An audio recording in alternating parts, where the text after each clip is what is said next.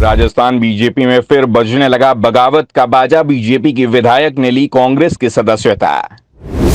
धौलपुर से 2 बार की विधायक शोभा रानी कुशवाहा ने छोड़ी बीजेपी, कांग्रेस की टिकट पर लड़ेंगी चुनाव।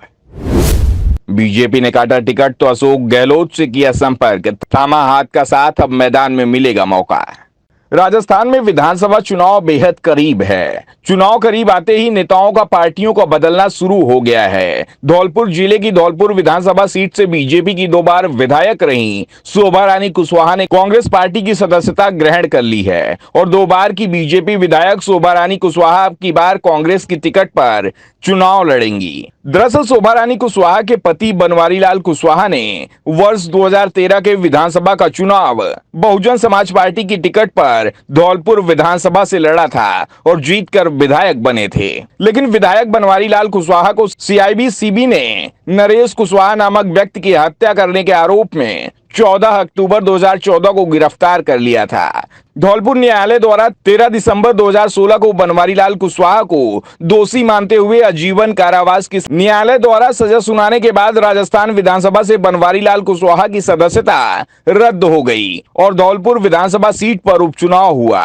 बनवारी लाल कुशवाहा को सजा होने के बाद उपचुनाव में बीजेपी ने शोभा रानी कुशवाहा को अपना प्रत्याशी बनाकर उपचुनाव के मैदान में उतारा और शोभा रानी कुशवाहा ने लगभग 40,000 वोट से जीत दर्ज की।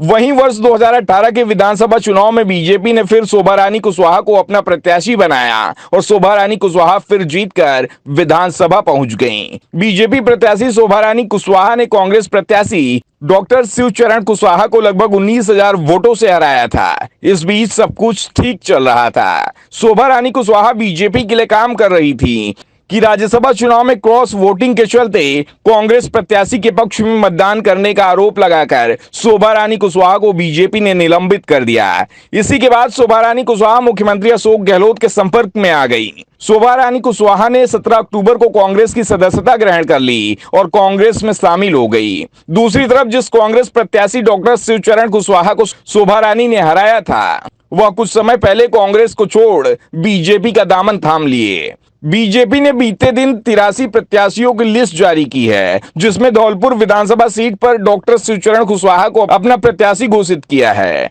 अब अगर कांग्रेस धौलपुर विधानसभा सीट पर शोभा रानी कुशवाहा को अपना प्रत्याशी घोषित करती है तो डॉक्टर शिवचरण कुशवाहा और शोभा रानी कुशवाहा फिर से एक दूसरे के विरोधी के रूप में नजर आएंगे। लेकिन इस बार दोनों की पार्टी और चुनाव चिन्ह बदल जाएंगे।